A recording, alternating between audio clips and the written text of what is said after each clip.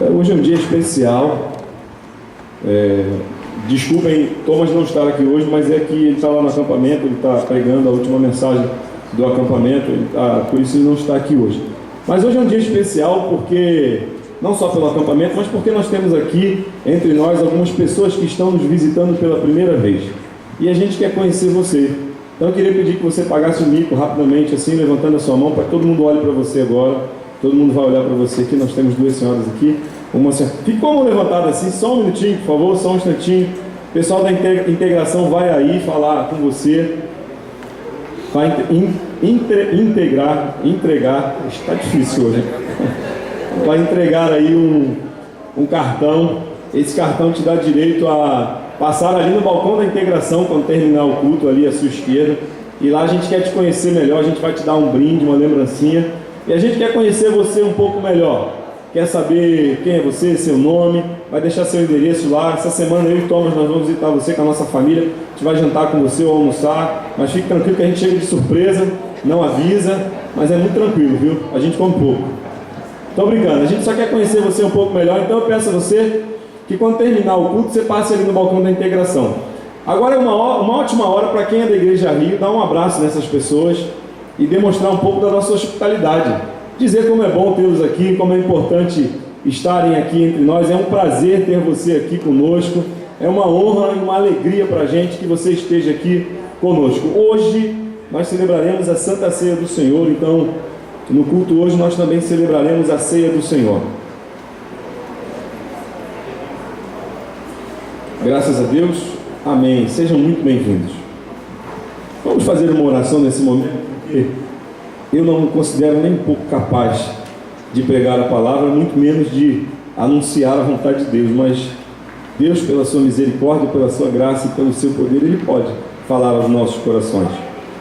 Senhor, nosso Deus e nosso Pai, mais uma vez nós te adoramos e te exaltamos, te glorificamos, porque Tu é digno de receber toda a honra, toda a glória e todo o louvor. Ó Pai, nessa hora especial, eu quero te pedir a Tua bênção sobre a minha vida e sobre a vida de todos os meus irmãos que aqui estão. Pai, eu não tenho nada, nós não temos nada, nós não sabemos nada, Senhor, mas Tu tens tudo, Tu sabes tudo, Tu podes fazer todas as coisas. Eu te peço nessa noite que Tu fale para cada um de nós, Senhor, que nós sejamos humilhados e que o Teu nome seja exaltado. Que nós possamos reconhecer que só Tu tens as palavras de vida. E, portanto, Pai, também por isso estamos aqui nessa manhã, para ouvir a Tua voz. Fala conosco, ó Deus. Fala conosco. É o que te pedimos em nome de Jesus. Amém. Graças a Deus. Um dos grandes objetivos da vida cristã é desenvolver virtudes. Quando Deus nos chama e quando Deus nos alcança com a sua graça e com a sua misericórdia nos salvando, Ele tem uma expectativa, Ele tem um desejo que nós, seres humanos, todos nós, desenvolvamos algumas virtudes. Virtudes essas que nos tornam cada vez mais semelhantes a Cristo. Cristo é um modelo de homem. Cristo é um modelo de servo. Cristo é o modelo que todos nós devemos seguir. Mas para seguir esse modelo de Cristo, é preciso que a gente desenvolva algumas virtudes. Porque nós, como seres humanos, somos caídos. A Bíblia diz que por um homem entrou o pecado no mundo. Ou seja, quando Adão pecou, toda a linhagem, toda a descendência, toda a humanidade, ela foi corrompida. Ela fracassou no objetivo e no alvo que Deus o tinha planejado. Então nós vemos que há no ser humano uma semente corruptível. Por melhor que ele seja, por mais amável que uma pessoa possa ser, por mais tranquila e boa que uma pessoa possa ser, há dentro dela e dentro de qualquer um ser humano uma semente chamada pecado. E essa semente foi introduzida por Adão. Há um débito que nenhum de nós pode pagar. Mesmo sendo a melhor de todas as criaturas, nós não podemos pagar esse débito. Porque o pecado quando entrou na gente, ele corrompeu a nossa essência. Ele tirou de nós a nossa pureza, a nossa integridade. Então, como seres humanos caídos, ao sermos alcançados pela graça de Deus e pela misericórdia de Deus, Deus então, Ele nos fornece alguns ensinamentos para que cada um de nós possa desenvolver essas virtudes. Em outras palavras, essas virtudes, esses objetivos que nós temos de vida, em cultivar essas virtudes, eles definem a nossa união com Cristo. Eles fazem com que nós sejamos mais semelhantes a Cristo. Ou seja, Ele conforma a nossa maneira de viver. Ele dá uma forma. Ele enquadra a nossa vida na pessoa de Cristo. A maneira que Jesus pensa, a maneira que Jesus agiu, é isso. Esse é o objetivo da nossa vida cristã. É ser semelhante a Jesus. Pensar como Jesus, falar como Jesus, andar como Jesus, ensinar como Jesus. Tem um livro que eu aconselho todo mundo a ler, e eu sempre falo desse livro, que diz o seguinte: em meus passos, o que faria Jesus? Esse livro ensina a gente a como conformar a nossa vida à vida de Jesus, que é o modelo, que é o padrão a ser seguido. E nós vemos isso na Bíblia. A Bíblia ensina e fala em diversos trechos sobre essa mudança de vida, essa mudança de atitude, essa mudança de personalidade espiritual. Em Filipenses capítulo 1, versículo 20, o apóstolo Paulo diz assim: aguardo ansiosamente e espero que em nada serei envergonhado. Pelo contrário, com toda a determinação de sempre, também agora Cristo será engrandecido em meu corpo, quer pela vida, quer pela morte, porque para mim o viver é Cristo e o morrer é lucro.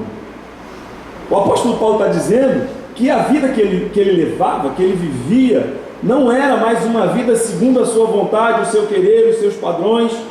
A vida dele estava conformada em Cristo, ou seja, a vida dele era exatamente aquilo que Cristo desejava. Por isso ele diz: o viver é Cristo, ou seja, eu vivo como Cristo deseja. A minha vida, eu deixei ser transformada na pessoa de Cristo. Cristo pode ser visto em minha vida, nas minhas ações, nas minhas atitudes, nos meus pensamentos. Por isso que ele teve coragem de dizer, e Rui falou aqui domingo passado, que qualquer pessoa podia imitar a Paulo, porque Paulo era imitador de Cristo. Então vejam que há um ensinamento profundo aqui, de que a minha vida deixa de ser minha e passa a ser a vida de Cristo. Ela absorve o caráter, a personalidade, o amor, a bondade, todas as virtudes de Cristo. É assim que Cristo é visto aí fora. Muitas vezes, eu já falei isso aqui algumas vezes, torno a repetir, muitas vezes a gente vê alguém numa situação de necessidade e a gente tem um estalo, algo automático que diz assim: Deus tem misericórdia dessa pessoa. Não é assim que a gente fala?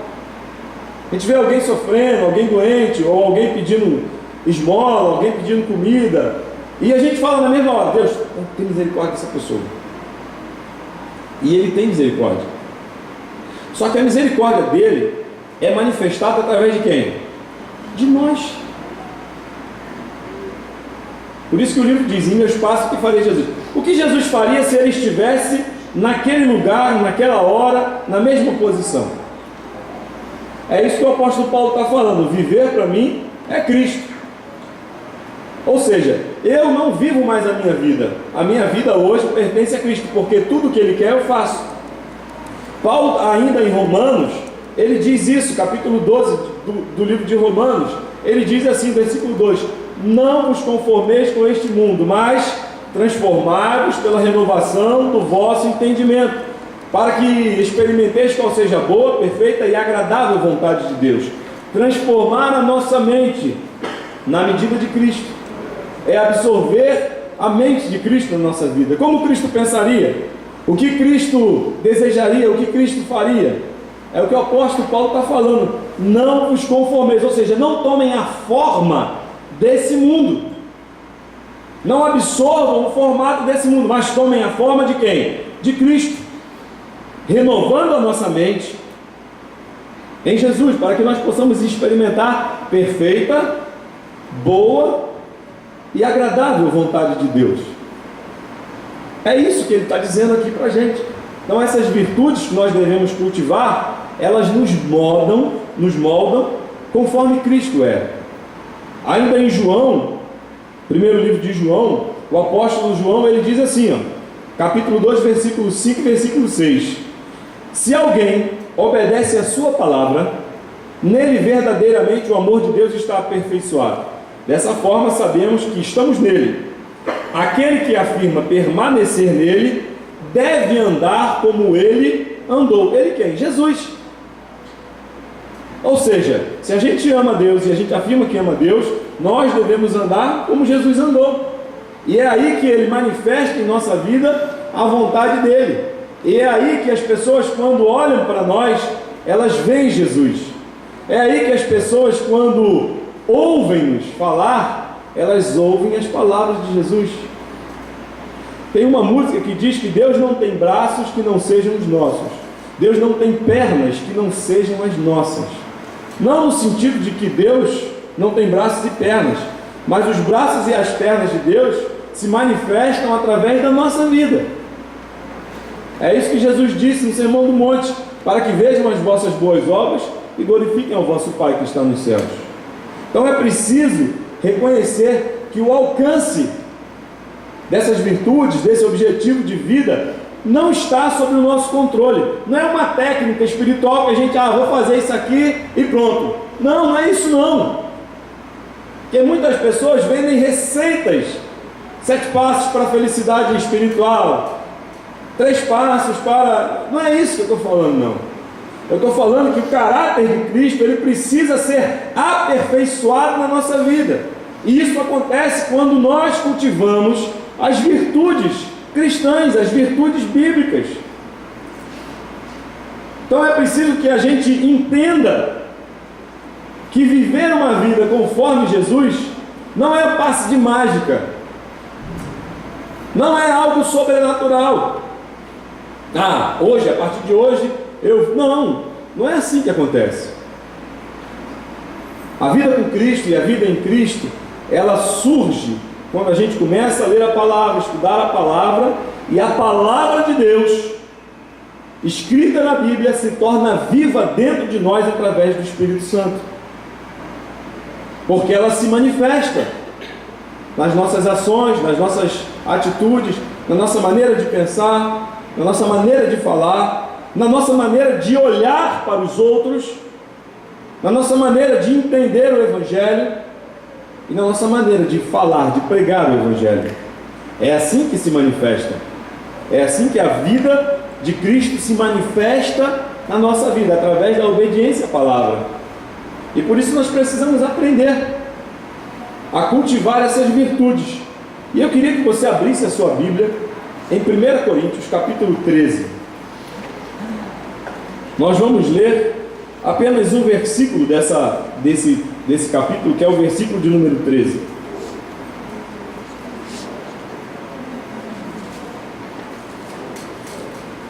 Primeira Coríntios capítulo 13 e o verso 13. Todo mundo conhece esse texto, e até quem não é cristão, não é evangélico, não é católico, conhece esse texto, porque tem uma música muito famosa de um compositor chamado Renato Russo, que ele fez uma música em cima desse texto aqui bíblico, né? É a supremacia do amor, a excelência do amor, o hino do amor.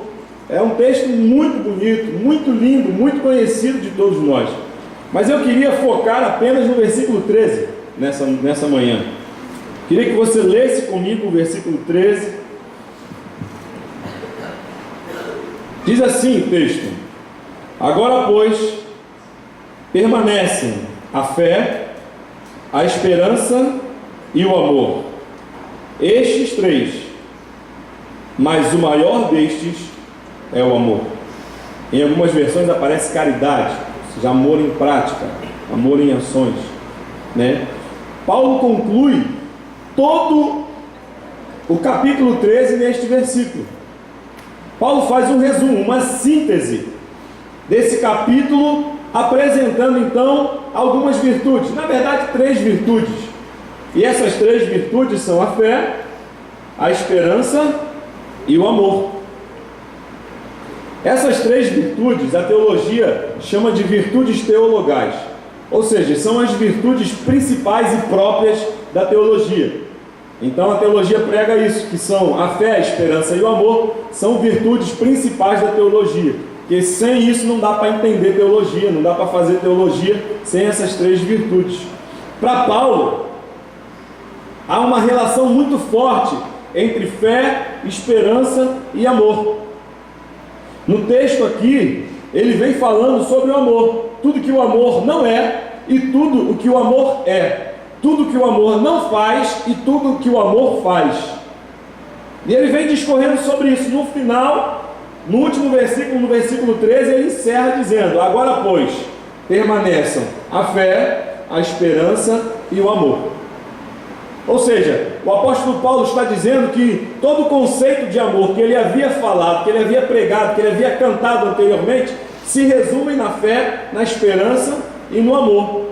E é interessante que Paulo não fala disso só nesse texto aqui de Coríntios. Existem alguns outros textos que Paulo relaciona essas mesmas 3 virtudes. Lá em Colossenses, capítulo 1, versículo 4 e o 5, o apóstolo Paulo fala assim: porquanto ouvimos da vossa fé em Cristo Jesus e do amor que tendes para com todos os santos, por causa da esperança que vos está reservada nos céus, da qual já antes ouvistes pela palavra da verdade do Evangelho. Paulo está falando de fé, de amor e de esperança, da mesma forma. E Paulo relaciona causa e consequência. Ele está dizendo que a fé é em Cristo, o amor que tem para com os santos e a esperança que está reservada nos céus. Paulo também fala disso, e ele assevera que a fé dos discípulos, desses discípulos, ela se materializava quando eles demonstravam amor aos irmãos.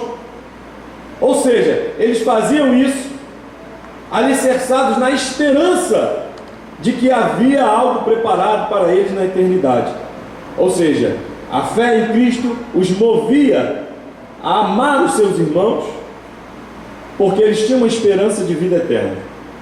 Paulo também fala sobre isso em Tessalonicenses, capítulo 1, o verso 3, ele diz assim, o apóstolo Paulo: lembramos continuamente diante de Deus nosso Pai o que vocês têm demonstrado, o trabalho que resulta da fé, o esforço motivado pelo amor e a perseverança proveniente da esperança em nosso Senhor Jesus Cristo. Mais uma vez, Paulo está linkando essas 3 virtudes: fé, esperança e amor. Aqui ele diz que o trabalho que aqueles cristãos exerciam resultava da fé, e o esforço era motivado pelo amor, e a perseverança provinha da esperança que eles tinham em Jesus Cristo. Ou seja, Paulo está então aqui dando para a gente mais uma vez que essas 3 virtudes, elas precisam ser algo cultivado, visível, aparente na nossa vida, no nosso dia a dia, na nossa forma de agir e de pensar. Se queremos ser semelhantes a Cristo, precisamos cultivar fé, esperança e amor. A fé precisa ser ativa. Thomas fala sempre a diferença entre a fé viva e a fé morta. A fé viva produz frutos. A fé viva faz com que cada um de nós se dedique ao trabalho. A fé, ela agrada a Deus. E ela só agrada a Deus quando ela não está apenas no campo das ideias, dos pensamentos, mas quando ela se materializa através das nossas obras, daquilo que nós fazemos, das nossas ações. Não dá para ter fé e agradar a Deus. Não dá para não ter fé e agradar a Deus. A Bíblia diz isso: sem fé é impossível agradar a Deus. Ou só se agrada a Deus se tiver fé. Primeiro, para acreditar que Ele existe, tem que ter fé. Segundo, para fazer as coisas que são necessárias na nossa vida, só dá para fazer se a gente tiver fé. A esperança, ela precisa ser firme. Precisa ser convicta daquilo que a gente está crendo, daquilo que a gente está pensando. Era isso que motivava os cristãos naquela época, que o apóstolo Paulo está falando aqui, a terem esse amor sacrificial de entregar a sua vida, porque a esperança deles era viva, era verdadeira. Eles guardavam com firmeza a esperança. Eles não se preocupavam com o futuro, porque eles tinham a certeza de que o futuro deles estava em Cristo, nas mãos de Cristo. E o amor, ele precisa ser sacrificial, não é só sentimento. Ele exige abnegação, exige entrega, ele exige que cada um de nós coloque o outro superior a nós mesmos. É esse amor que o apóstolo Paulo está dizendo aqui. Fé, permaneçam a fé, a esperança e o amor. Mas para entender fé, esperança e amor, a gente precisa saber o que significa cada uma dessas coisas. E é interessante, eu gosto muito de fazer isso. Eu gosto muito de procurar no dicionário definição das palavras, o que significam as palavras. E se a gente for procurar a definição dessas virtudes no dicionário comum aí, pode ser no Aurélio, né, algum desses aí que a gente já conhece, a gente vai ver o seguinte, que fé é crença, é convicção intensa e persistente acerca de alguma coisa que é abstrata, mas que para quem acredita se torna real. É uma boa definição, é uma definição legal, mas não consegue expressar tudo o que a fé é. Aí a gente vai tentar entender pelo dicionário o que é a esperança. E aí o Aurélio diz que esperança é uma espera baseada na possibilidade de algo que acontecerá. Ou seja, esperar algo que vai acontecer. Uma expectativa. Você está ali aguardando que alguma coisa aconteça. Também é uma boa definição, mas também não representa no todo e nem na plenitude que esperança é. E aí ele vai dizer o que é amor. E aí nesse aspecto aqui, eu achei que o Aurélio foi pobre. Ele botou uma definição que não foi muito farta. Ele diz que amor é o seguinte: é um sentimento afetivo em relação a alguém ou alguma coisa. Só. É o conceito dele. Muito fraco, muito pobre, né? Desculpa, Aurélio, mas tu podia ter melhorado nisso aí, né? Mas enfim, gente, não estou aqui para criticar o Aurélio, quem sou eu, mas só estou fazendo aqui uma brincadeira. Mas enfim, o dicionário define essas três virtudes dessa forma: a fé como uma crença, uma convicção intensa; a esperança como aguardar, como espera de algo que vai acontecer; e o amor como um sentimento afetivo em relação a algo, alguma coisa ou a alguém. Infelizmente a gente fica a desejar quando a gente vai buscar essa definição no dicionário. A gente fica meio que assim, poxa, só isso? Eu esperava que fosse mais. E particularmente eu tenho uma certa dificuldade, né, com algumas definições conceituais. Eu sou um cara muito prático, eu prefiro as coisas na prática. Para mim, toda teoria na prática é diferente. Para mim, não estou dizendo que seja verdade, mas para mim toda teoria na prática ela é diferente. Então eu prefiro aprender vendo as coisas na prática. Eu prefiro olhar as coisas e ver as coisas na prática. E eu tenho muito mais facilidade de aprender assim. Eu não sei com vocês, mas comigo é assim. E por isso que eu gosto da Bíblia, porque a Bíblia, ela não é só conceitual, ela não é só teórica, ela é muito prática. A Bíblia, quando fala de fé, ela não teoriza a fé, ela diz na prática o que é fé. Ela mostra um exemplo prático, real do que é fé e do que a fé pode fazer. A Bíblia, quando fala de esperança, ela não está dizendo um conceito teórico, não, ela mostra quem teve esperança e como a esperança se materializou na vida de alguma pessoa. A Bíblia, quando fala de amor, ela não diz só esse texto lindo de amor que nós conhecemos de Coríntios 13, mas ela mostra quem ama e o que uma pessoa que ama é capaz de fazer por amor. A Bíblia faz isso, a Bíblia tem essa capacidade. A Bíblia é um livro que tira as coisas do campo das ideias, da teoria, dos pensamentos e coloca na realidade do dia a dia, para que a gente possa entender com clareza, com plenitude, o que significa fé, o que significa esperança e o que significa amor. 3 palavras que se perderam hoje, 3 virtudes que a sociedade está perdendo. Está perdendo a fé, está perdendo a esperança e está assustadoramente perdendo o amor. Já não se ama mais, se usa. E nós, crentes em Cristo Jesus, precisamos cultivar essas virtudes.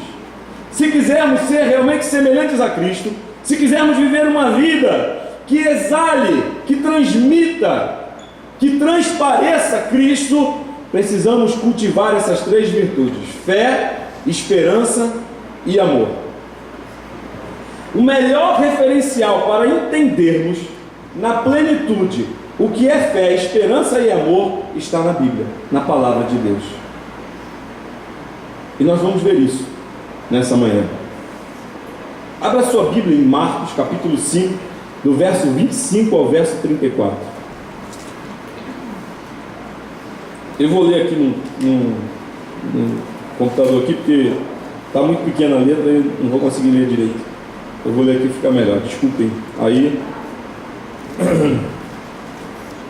a Bíblia está cheia, repleta de exemplos de fé. Mas eu queria compartilhar esse exemplo. Marcos capítulo 5, do verso 25 ao verso 34. Eu queria compartilhar com você esse texto aqui, que fala um pouco sobre fé. Estava ali uma certa mulher que havia 12 anos vinha sofrendo de uma hemorragia. Ela padecera muito sob o cuidado de vários médicos e gastara tudo o que tinha, mas em vez de melhorar, piorava. Deixa eu fazer um parênteses aqui. A mulher sofria 12 anos. E toda vez que essa mulher ia no médico, em vez dela melhorar, ela piorava. Eu não sei que raio de médico era esse que piorava a situação da mulher. Eu não sei como é que pode piorar, mas piorava. Toda vez que ela ia no médico, em vez de amenizar, de melhorar a situação dela, de dar uma aliviada no sofrimento daquela mulher, o texto é bem claro. O texto diz que ela piorava. E que ela já havia gastado o quê? Tudo o que tinha. Gente, quando a Bíblia fala que uma pessoa gastou tudo o que tinha, a gente precisa entender que a Bíblia não é relativa, a Bíblia está sendo absoluta, está dizendo, a mulher gastou tudo o que tinha. E eu fico imaginando o sofrimento dessa mulher. Tem uma hemorragia, eu não sou mulher, e nem queria ser, porque eu não consigo entender esse negócio, mas é muito sofrimento para a mulher, todo mês tem as regras, e a mulher sofre. Imagina essa mulher que há 12 anos, todo dia, durante 12 anos, ela sofria de uma hemorragia. Ela não ficava naquela expectativa assim que toda mulher fica, vai acabar, acabou. Graças a Deus, acabou. O mundo floria, as borboletas voam, os carinhos afloram, né? As palavras de amor ficam mais contundentes. Essa mulher não, era amargura durante 12 anos. Não sei como é que ela fazia para resolver o problema dela, porque naquela época não tinha absorvente. Coitada daquela mulher, era sofrimento. E os infelizes dos médicos não faziam nada para ajudar ela, só para piorar, só para complicar mais a situação dela. Já tu deve entender disso melhor do que eu, com certeza. Como é que pode piorar a situação dessa? Não sei, mas piorava. Essa mulher estava sofrendo, gente. E o sofrimento dela não era só físico, não. Porque o físico, de repente, dava para dar um jeito. O problema é que uma mulher, no seu período menstrual, pela lei mosaica, ela não podia fazer absolutamente nada, até ela ser purificada. Ela não podia sair para a rua, encostar em nada em ninguém, porque o que ela encostava se tornava impuro. O marido dela, se é que ela tinha marido, eu não sei se o marido aguentou segurar 12 anos nessa situação, não podia ter nada com ela, porque se tivesse, era considerado impuro. Ninguém podia orar por ela. Bota a mão na minha cabeça aqui para orar. Não podia, porque se colocasse se tornava impuro também. Ou seja, essa mulher vivia não só sofrendo um problema físico no seu corpo, mas vivia um trauma emocional muito grande, porque era pior do que lepra a situação dela. Você imagina, ela vendeu tudo. Se ela vendeu tudo, o texto indica que ela devia ter alguma coisa, devia ser uma pessoa que tinha uma condição financeira muito boa, mas ela vendeu tudo, se desfez de tudo, e todo mundo devia saber a história dela. Eita, aquela mulher lá que nunca melhora, vendeu tudo, já não tem mais nada, está pobre, vendeu tudo tentando se curar, e só está piorando a situação dela. Ou seja, o drama dela, a doença dela, o sofrimento dela era conhecido. As pessoas viram ela perdendo seus bens na luta, na busca de tentar cura para o seu problema, para a sua doença. E os médicos já deviam fugir dela. Ainda mais agora que ela tinha perdido tudo, não tinha mais dinheiro para pagar, mas não quero nem saber. Fugiu dela. A fama dela era conhecida. Era uma mulher que sofria fisicamente no corpo, mas sofria também na alma. Ela era rejeitada, ela era amargurada, porque não podia ter uma vida normal, ela não podia viver uma vida normal. Versículo 27, quando ouviu falar de Jesus, ela vinha sofrendo, e vinha amargurando essa desgraça na sua vida durante 12 anos, mas o texto diz que quando, até que um dia, ela ouviu falar de Jesus. Ouviu falar que Jesus era poderoso. Ouviu falar que Jesus havia curado. Ouviu falar que Jesus deu vista a um cego de nascença. Ouviu falar que Jesus havia curado 10 leprosos. Ouviu falar que Jesus havia caminhado sobre as águas. Ela ouviu falar que Jesus era aquele que, quando falava, as pessoas eram transformadas e modificadas simplesmente pelo poder da sua palavra. Ela ouviu falar de Jesus. E diz o texto: chegou-se por detrás dele, no meio da multidão, e tocou no seu manto, na pontinha do vestido dele, porque ela pensava assim: se eu tão somente, simplesmente, apenas tocar em seu manto, ficarei curado.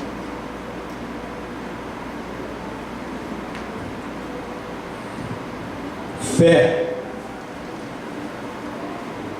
é quando todo mundo diz assim: é impossível, não tem mais jeito, não tem solução, não dá para reverter, não dá para mudar, você está destinado ao fracasso, à morte, à derrota. A fé chega e diz assim: é possível, há uma alternativa. É isso que a fé faz. A fé pega a situação que está completamente caótica, que está destruída, que está fracassada, que está arruinada, que não há perspectiva, não há esperança, não há expectativa nenhuma, e a fé diz assim: é possível. A fé faz a gente crer naquilo que é incrível. A fé faz a gente ver aquilo que é invisível. A fé faz a gente fazer aquilo que é impossível. Isso é fé. Isso é fé. Versículo 29. Imediatamente cessou a sua hemorragia, e ela sentiu em seu próprio corpo que estava livre do seu sofrimento. Impressionante como o poder de Jesus transformou a doença daquela mulher em cura, apenas com um toque no manto de Jesus. E a história estaria muito boa se terminasse aqui, a história estaria perfeita se terminasse aqui, mas não termina aqui, porque fé, gente, é algo sobrenatural. Fé é alguma coisa de outro mundo, é algo que os homens não entendem, mas Deus entende, porque Ele é o autor e consumador da nossa fé.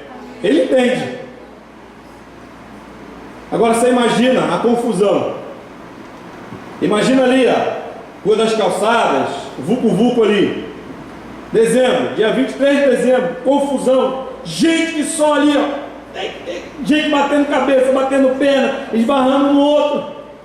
E lá no meio tem um camarada chamado Jesus. E tinha lá os seguranças de Jesus, os 12, tentando fazer um círculo lá. Não encosta não, chega para lá, deixa Jesus, não encosta nele não. E aí todo mundo queria tirar uma lasquinha, todo mundo queria encostar nele, todo mundo queria chegar perto dele, todo mundo queria ver Jesus. E de repente, no meio da multidão, Jesus para. Aquela multidão gritando, falando, aquela confusão, Jesus para. Olha para os discípulos, olha para a multidão e diz: alguém me tocou. Os discípulos, e até eu falaria isso para ele: Senhor, tu está brincando, né? Olha só isso aqui. Como é que pode, Jesus? Olha só essa muvuca aqui. Tem gente de tudo quanto é lado aqui. O senhor está brincando dizendo que alguém encostou no senhor? A gente está aqui já. Pior que maçaneta, todo mundo já encostou na gente, imagina no senhor. Aí Jesus diz assim: não foi assim. O que você está pensando não. Alguém tocou em mim de forma diferente. Alguém tocou em mim com fé. Alguém acreditou no milagre. Alguém creu que algo impossível iria acontecer. E eu quero dizer, parafraseando o que Jesus disse, eu quero dizer para você que algo aconteceu aqui, Pedro. Pedro, algo extraordinário aconteceu, porque eu senti que do meu corpo saiu uma virtude, porque alguém tocou em mim com fé. E o meu poder se manifestou aqui. Vocês não viram, vocês não perceberam, mas a fé sim. Jesus então continua olhando para as pessoas, para ver quem é que tinha feito aquilo. Jesus sabia que era mulher, mas a multidão era tanta, era tão grande, e a mulher chegou por onde, gente? Por trás de Jesus. E para tocar no manto de Jesus, ela deve ter se abaixado, porque o texto diz que ela tocou na orla, ou seja, a orla era a ponta, a extremidade mais baixa do vestido. Ela deve ter se ajoelhado no chão, deve ter ido lá por baixo e dado aquele puxãozinho. E aí Jesus olha e não vê. Embora ele soubesse, ele tinha poder para isso, mas ele não vê, ele continua procurando. Então a mulher, sabendo o que tinha acontecido, só ela sabia, ninguém mais sabia, sabendo o que tinha acontecido, aproximou-se dele, se prostrou, tremendo de medo, diz o texto, versículo 33, e contou-lhe toda a verdade. Esse milagre poderia ter passado desapercebido, mas Deus fez questão de mostrar para a gente do que a fé é capaz. Uma coisa tão simples, tão pequena, mas Deus se manifestou de forma poderosa, porque aquela mulher creu que Deus era poderoso para curá-la. Isso é fé. Sabe? Quando tudo diz, não tem mais jeito, a fé se apresenta e diz: é possível, há uma solução, há uma alternativa, há um jeito. Quando as coisas parecem, o túnel está tão escuro que você não vê nem a luz no fim do túnel, a fé se apresenta lá e diz: calma, é possível sim, há uma luz, há uma saída, há uma alternativa. Isso é fé. O autor da carta aos Hebreus diz que a fé é a certeza das coisas que esperam e a prova, a convicção das coisas que não se veem. Essa definição é coisa de louco, mas só entende quem tem fé. Só dá para entender fé quem tem fé. Quem não tem fé não entende fé. Não me diga como acontece, não me diga qual é o mecanismo, que eu não sei, eu não entendo. Mas a Bíblia me diz que se você tiver fé do tamanho de um grão de mostarda, você vai falar para o monte: sai daqui, e ele vai sair, vai se lançar ao mar. Isso é fé. E se eu fosse falar aqui, dar uma oportunidade aqui para cada um de nós dizer aqui uma experiência com fé, a gente ia ficar aqui o dia inteiro, a noite inteira, e ainda tem história para contar sobre fé. Isso é fé. O apóstolo Paulo fala de fé, de esperança também. Queria que você abrisse a sua Bíblia em Abacuque, capítulo 3. Nós vamos ler aqui, acompanhar o verso 16 ao verso 19.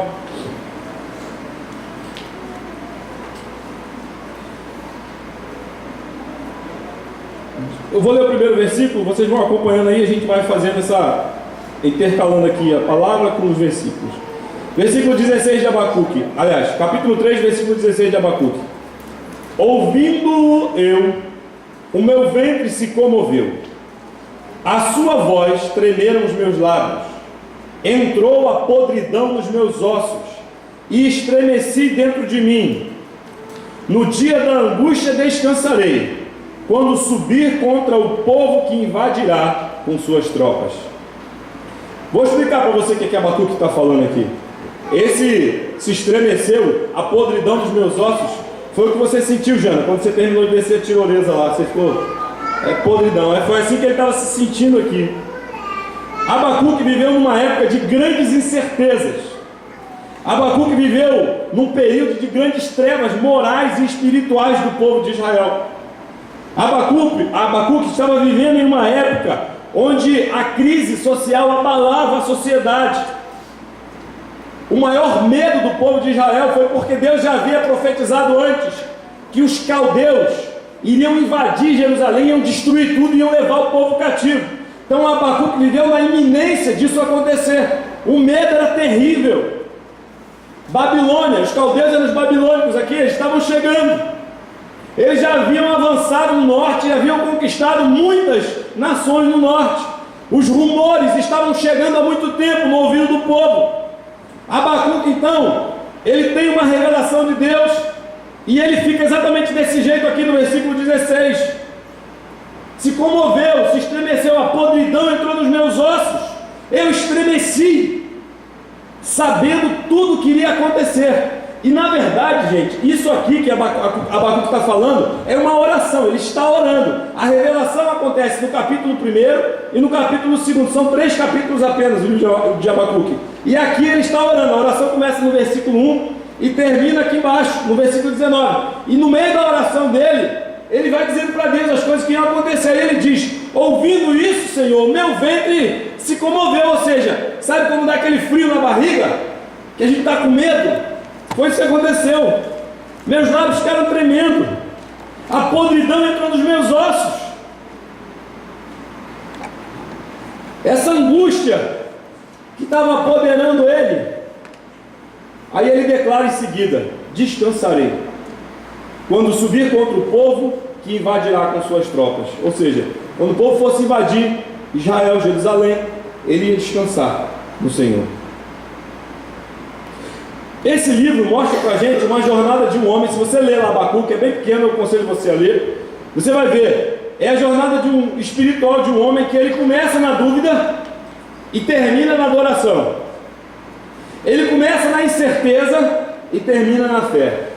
Ele começa na angústia e termina na esperança.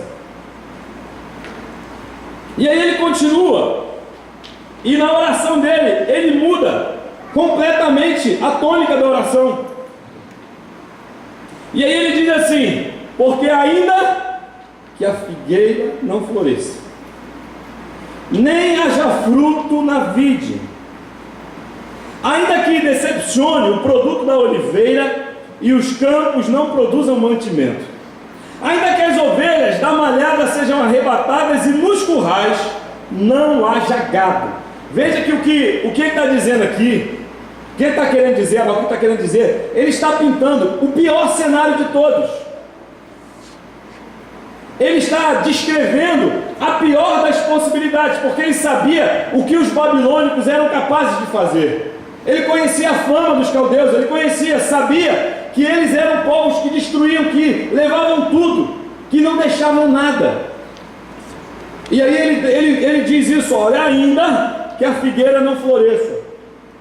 A figueira florescer para o judeu é uma grande revelação de que o ano vai ser bom, que a colheita vai ser boa.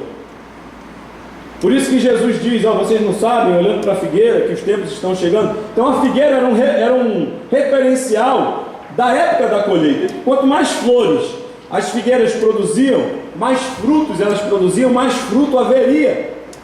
Era um sinônimo, não era um presságio, mas era um indicativo de que a colheita seria farta. Se a gente olha um pé de manga, você vê que tem muita flor. Quanto mais flor o pé de manga dá, mais manga vai dar o pé de manga. A goiabeira da mesma forma, então a figueira também era assim. Então eles tinham essa expectativa, olha, quanto mais flor tiver, é porque o negócio vai ser bom. E aí Abacuque diz assim, ainda que a figueira não floresça. Ele não está dizendo nem que a figueira ia produzir poucas flores. Ele diz ainda que a figueira não floresça. Em outras palavras, meus irmãos, isso aqui significa o seguinte: ainda que você não veja e não tenha a menor expectativa de coisas boas, ainda que não haja nenhum indicativo, nenhuma previsão, nenhuma possibilidade de coisas boas, ele continua avançando dizendo, nem haja fruto na vide. Vide, parreira, o pezinho de uva. Não haja fruto na vide. Simboliza alegria, porque o povo de Israel celebrava com vinho. Então a uva era a fruta que se produz o vinho e era a fruta mais cultivada, para que tivesse vinho, para que tivesse alegria. Não haja fruto na vide. Ainda que o produto, ainda que me decepcione o produto da oliveira. A oliveira, né, ela é uma planta, uma das características dela é que ela dá o fruto dela mesmo em tempo de seca. Mesmo em tempo de seca, com muito pouca água, as oliveiras elas produziam as azeitonas. E aí ele diz assim, mesmo que elas me decepcionem, os campos, ele vai piorando, vai cada vez sendo, a desgraça vai aumentando cada vez mais na concepção dele. Os campos não produzam mantimento. Ou seja, a terra não está produzindo nada, a seca foi total, a terra não está produzindo nada, não está dando nada, não vai dar nada. Aí ele passa da agricultura para a pecuária. Aí ele vai, ainda que as ovelhas da malhada sejam arrebatadas, ou seja, as ovelhinhas que dão lã, que dão leite, sejam arrebatadas, sumam, desapareçam. E nos currais, ou seja, onde as vacas ficam, não haja gado. Ele zerou aqui todas as possibilidades de sustento, de vida. O comércio daquela época era baseado 99% naquilo que eles produziam. Ou seja, está dizendo, não vai ter nada, é escassez total, é miséria, é fome, é sede. É uma época de completa desgraça sobre a população. Aí ele declara no versículo 18: todavia, eu me alegrarei no Senhor e exultarei no Deus da minha salvação. O Senhor é a minha força, e fará os meus pés como o das corças, e me fará andar sobre as minhas alturas. Isso é esperança. Isso é esperança. Sabe, não existe prognóstico de mudança nenhuma, não existe possibilidade de melhora nenhuma. Não existe nada que indique que as coisas vão melhorar, mas todavia eu me alegrarei no Senhor e exultarei no Deus da minha salvação. Eu vou esperar nele. Jó disse assim, ainda que eu seja consumido, que eu morra, nele esperarei.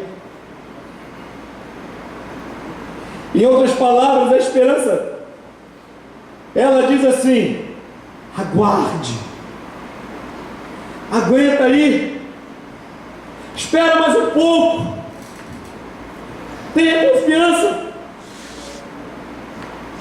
Abacuque viveu essa época de profunda tristeza, de profunda dor, mas ele entendeu que era momento de se esperar, de saber que não importava o que iria acontecer, ele continuaria esperando em Deus, esperando no Senhor.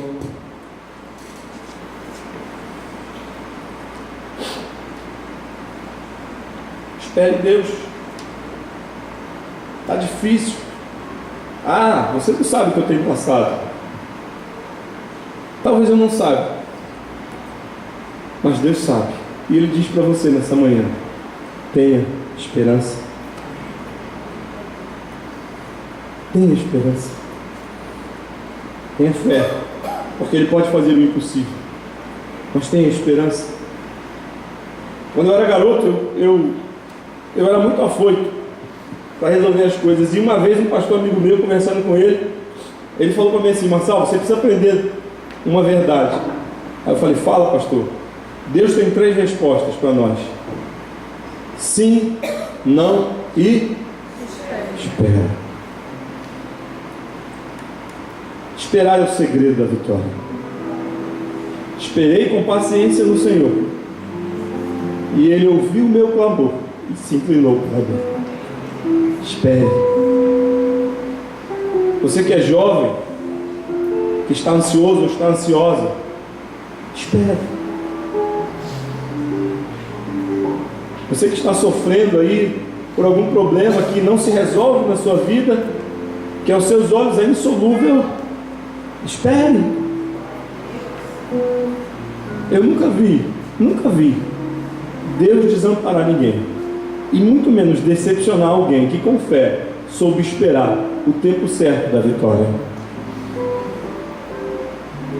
Moisés, quando saiu do Egito, ele achava que já sabia tudo.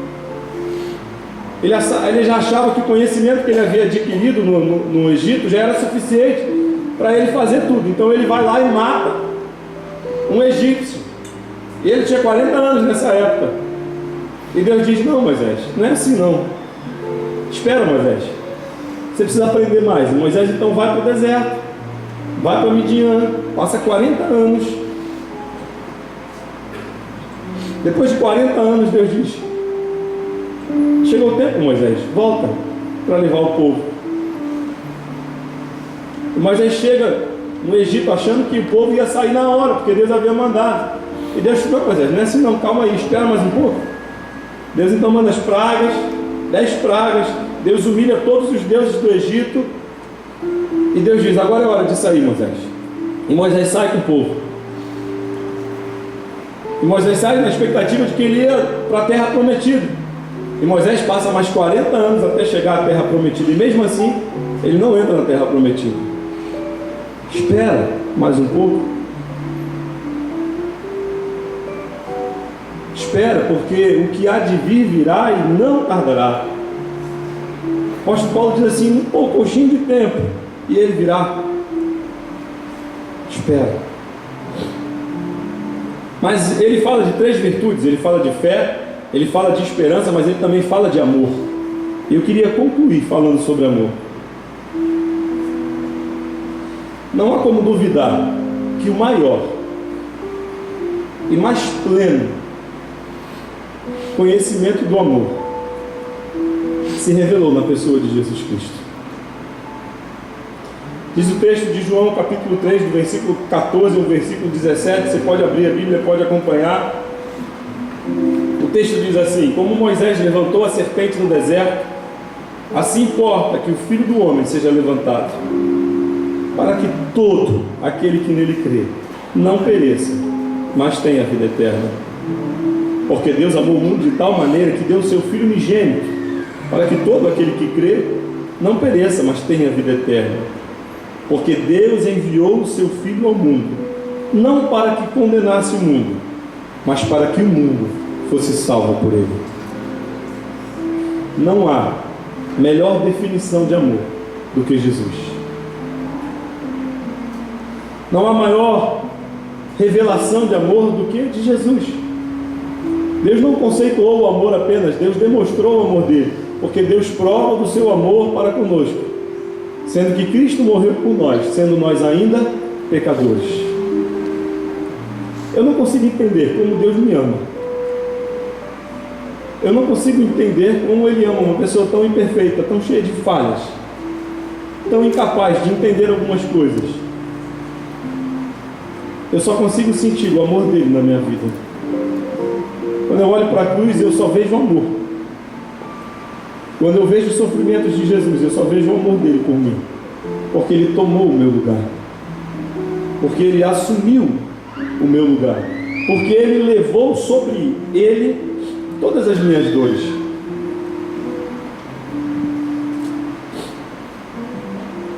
Não existe prova de amor maior do que essa. Não existe forma de entender melhor o amor se não olhando para Jesus, olhando para aquilo que ele fez por mim e por você. Deus que abre mão da sua divindade para ser homem, para viver como nós. João diz no capítulo 1 que no princípio era o Verbo, e o Verbo era Deus, e o Verbo estava com Deus. Tudo do que foi feito por ele, e sem ele, nada do que foi feito se fez. Mas ele abriu mão disso tudo para morrer por mim e por você. Sabe, o amor de Jesus na cruz do Calvário, demonstrado ali naquele momento de sofrimento, de dor, diz para mim que suporte, aguente firme. Se a fé diz, olha, é possível. Se a esperança diz, olha, aguarde, o amor diz, fique firme. E é interessante que o apóstolo Paulo, quando ele vem falando isso no versículo 13, ele já dá essa definição no versículo 7. Abra sua Bíblia aí em Coríntios capítulo 13, 1 Coríntios capítulo 13, verso 7. Olha o que ele diz, olha o que o apóstolo Paulo diz. Olha como é perfeito a palavra de Deus. Versículo 13, aliás, versículo 7 do capítulo 13, ele diz assim: tudo sofre, tudo crê, tudo espera, tudo suporta. Agora, pois, permaneçam a fé, tudo crê, a esperança, tudo espera, e o amor, tudo suporta. Quando temos fé, esperança e amor, não desanimamos diante das dificuldades. A vida passa, os problemas vêm, mas nós declaramos diante de Deus que cremos que o impossível será realizado e aguardamos isso acontecer, porque o amor nos faz suportar todos os obstáculos da vida. Precisamos cultivar fé, esperança e amor. Agora deixa eu falar uma coisa para você bem rápido aqui. O versículo não termina assim. Ele diz assim: permaneçam a fé, a esperança e o amor, mas o maior destes é o amor. E aí a gente fica pensando, por que será que o amor é maior que a fé e que a esperança? Sabe por quê? Um dia a fé deixará de ser necessária. Sabe, um dia quando a gente encontrar com o Senhor, e assim como o apóstolo Paulo diz, eu verei face a face, assim como Ele é, eu não precisarei mais de fé, porque a minha fé se realizou naquele momento ali. Eu verei meu Senhor como Ele é, face a face. Eu não precisarei mais esperar, porque esse dia vai ter chegado. Nesse dia se realizarão todos os meus sonhos de estar com Deus e de contemplar a beleza da sua santidade. Aquilo que os olhos não viram, aquilo que os ouvidos não viram, aquilo que não chegou no coração do homem, é o que nós veremos quando estivermos com Ele face a face. Não esperaremos mais nada, será cumprido naquele grande dia. Toda a nossa esperança será realizada em um único dia. Não precisarei ter mais esperança, não precisaremos mais sofrer e aguardar essa esperança, porque essa esperança será materializada diante dele. Mas se por um lado a fé e a esperança não são mais necessários, o amor reinará absolutamente. Ele continuará me amando, mesmo sendo eu tão falho, tão pecador. Ele continuará te amando também, sim. O amor jamais se acabará. Havendo línguas passarão, havendo dons cessarão, havendo profecias serão aniquiladas, mas o amor é eterno, ele dura para sempre. É isso que nós iremos desfrutar no céu, do amor de Deus. E eu convido você nessa manhã a participar da ceia do Senhor. A ceia, ela serve para relembrar para a gente que o amor dele fez por nós na cruz do Calvário. A ceia serve para mostrar para a gente que ele entregou a sua vida por amor de todos nós, que ele não poupou o seu único filho, mas antes entregou para ser moído, massacrado por mim e por você. Foi esse amor sacrificial de Jesus na cruz do Calvário.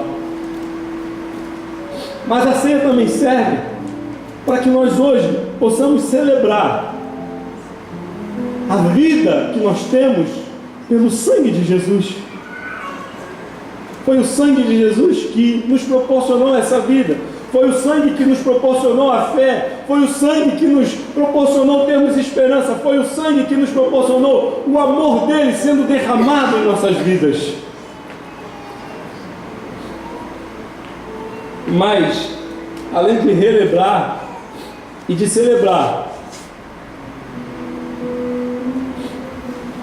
a ceia serve para reforçar a nossa esperança. A nossa esperança de que um dia nós cearemos com Ele. Diz o texto bíblico de Apocalipse que o Cordeiro que se assenta no trono nos guiará, nos apacentará, e Deus nos enxugará dos olhos todas as lágrimas. Essas lágrimas que hoje nós choramos pela nossa situação miserável, todas elas serão enxugadas pelo próprio Deus, e nós cearemos com Ele e viveremos com Ele eternamente. Fique de pé nessa manhã. Queria pedir que o pessoal da integração distribuísse os cálices e os pães o pão. Você pode me perguntar, quem é que pode cear aqui? Se você entende que você é um miserável pecador e que o sangue de Jesus Cristo te purifica de todo pecado, você tem acesso à mesa, que não é minha. A mesa é do Cordeiro. A ceia é do Senhor. Foi Ele que morreu por nós. Foi Ele que se entregou por nós. Deus enviou seu Filho amado para... Não é o que eu fiz e nem o que você fez. Não é o que nós vamos fazer, é o que Ele fez por nós. Naquela cruz Ele assumiu todas as nossas dores, e na sua morte Ele nos deu fé suficiente para crermos que o impossível pode ser feito. Nos deu esperança para acreditar que Ele pode realizar e que, mesmo que demore, Ele se cumprirá todas as promessas que Ele fez para nós. E amor suficiente para suportarmos essa vida e vencermos com Jesus. Cante com o coração, cante com a sua alma, declare que é por causa dele que nós podemos crer, é por causa dele que nós temos esperança.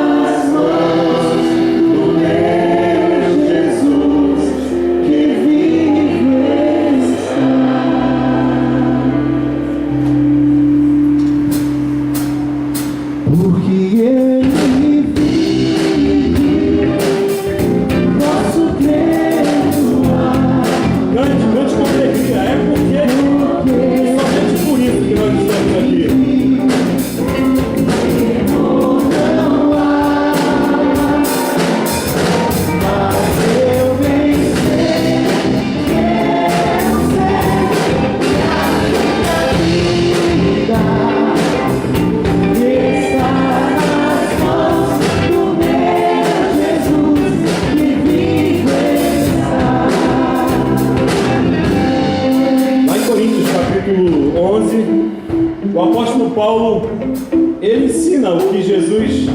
havia ensinado para ele.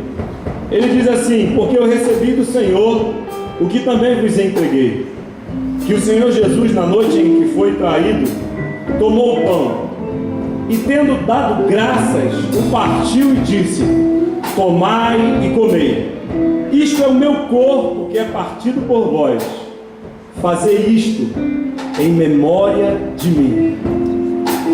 Nós não fazemos isso como um ritual de purificação, nós não fazemos isso como um ato que vai nos conferir graça e vai mudar tudo depois disso. Nós fazemos isso porque lembramos do sacrifício dele na cruz do Calvário. Lembramos que o corpo dele foi o pão que foi entregue, que foi moído por cada um de nós. Nós fazemos isso porque entendemos que é o corpo dele, a entrega do corpo dele, que pôde nos trazer vida. E tendo tomado o pão, o partiu e disse: tomai e comei, comamos dele todos.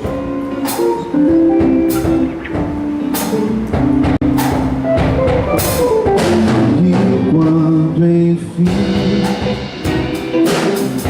chegar a hora em que a morte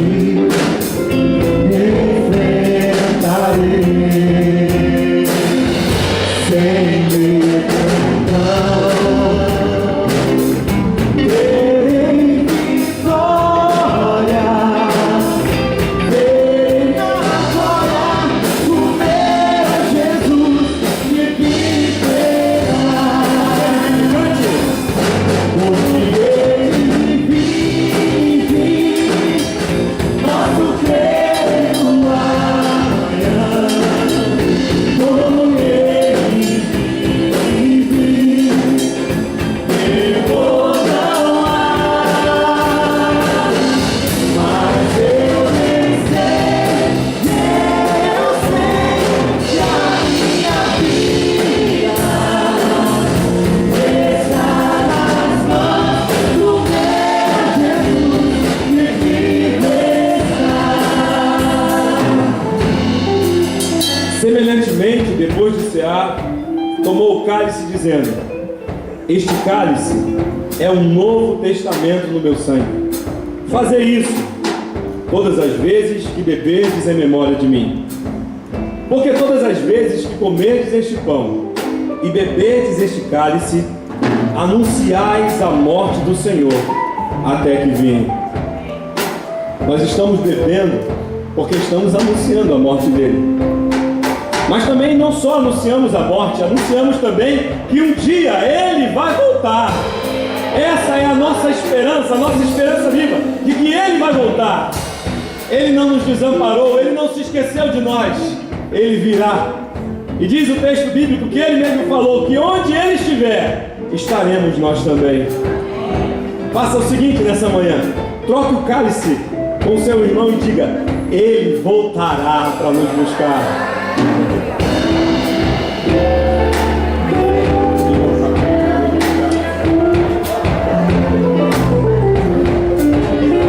Amém? Ele voltará. Essa é a nossa esperança. A nossa fé diz que é possível. A nossa fé diz que ele está vivo. A nossa fé diz que ele vive e reina para todo sempre.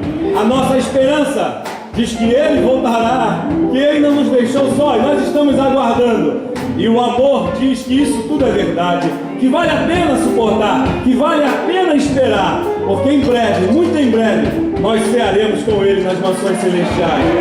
Tomamos todos o cálice.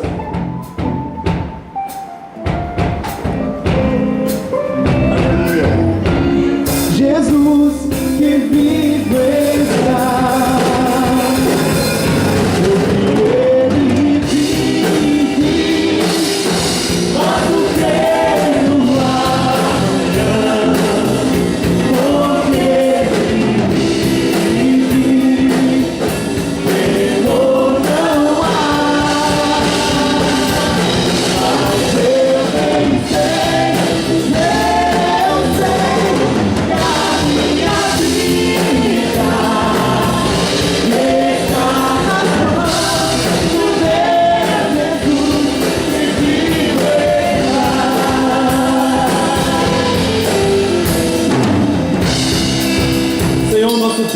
nosso Pai. Nós te louvamos e te exaltamos porque tu nos deste fé, Pai, suficiente para crer que o impossível tu podes fazer. Tu nos garantiste a esperança, Pai, porque prometeu que o teu Filho voltaria para nos buscar.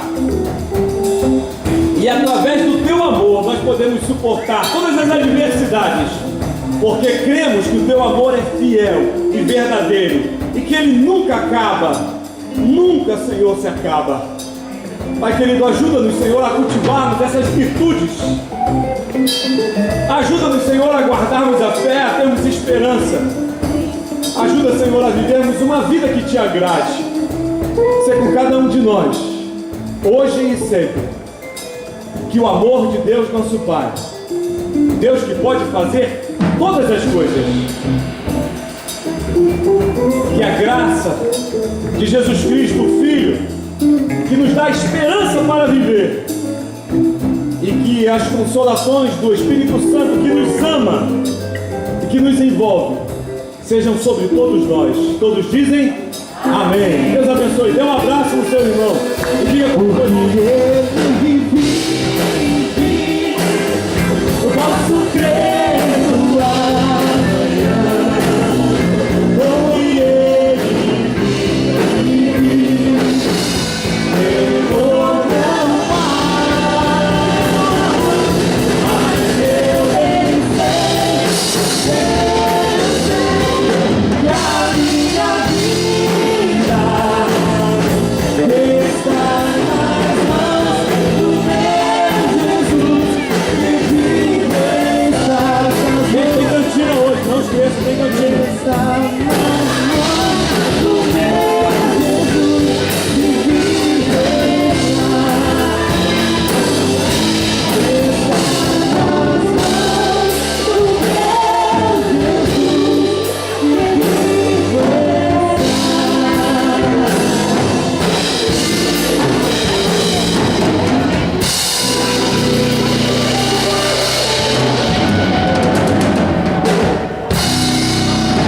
Não esqueça de passar no Café Rio, garantir o seu